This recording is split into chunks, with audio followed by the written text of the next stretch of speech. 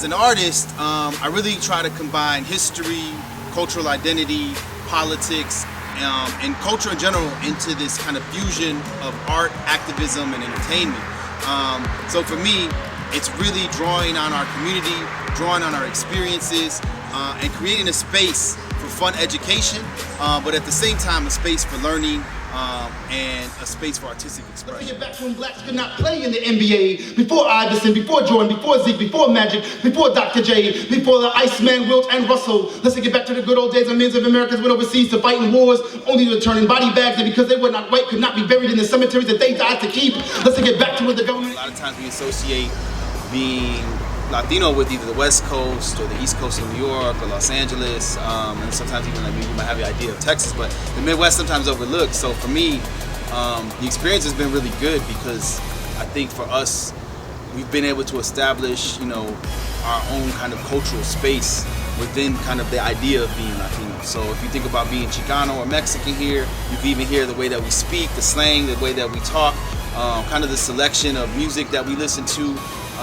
But it gives us kind of like a vibrant idea about being who we are. We are the children of Latin America, bastardly speaking forgotten tongues in a new land, an ancient land. We are the children of African slaves, indigenous blood, Spanish conquest. We are Irish, German, Arab, Jewish, Muslim. We are the children of Simón Bolívar. We are the children of La Virgen de Guadalupe. We are the children of Pancho Villa, Zapata, of Che Guevara, Lolita Lebron. We are the children of Zapatistas, the children of Latin America exiled to oblivion.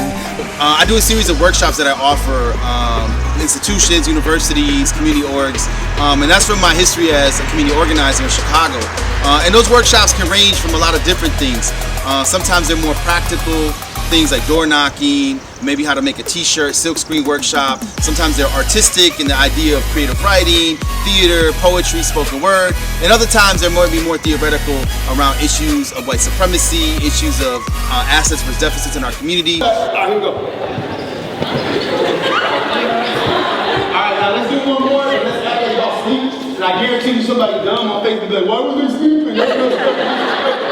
Monetary units got young, living dead blasting with no hope. Young babies born hooked on dope, shorties dying over the sales of coke. Eyes only see through the gun smoke. And yet I must maintain this upon this worldly game. But who's to blame for the East they came in the name of God? And more tribes and chains to work the rugged terrain. So let the man colonize with no name. So if you came to one of my shows, as a performer, I really try to not only do the spoken word, but I add comedy.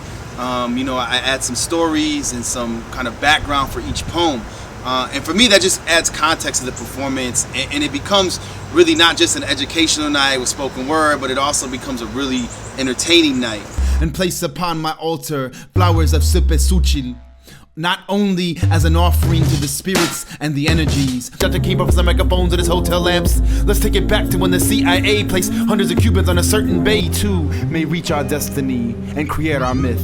So I ask you now, do all you can to bring him home, so we may be complete again, so he can return to his nation that so desperately needs him. Bring him home, bring him home.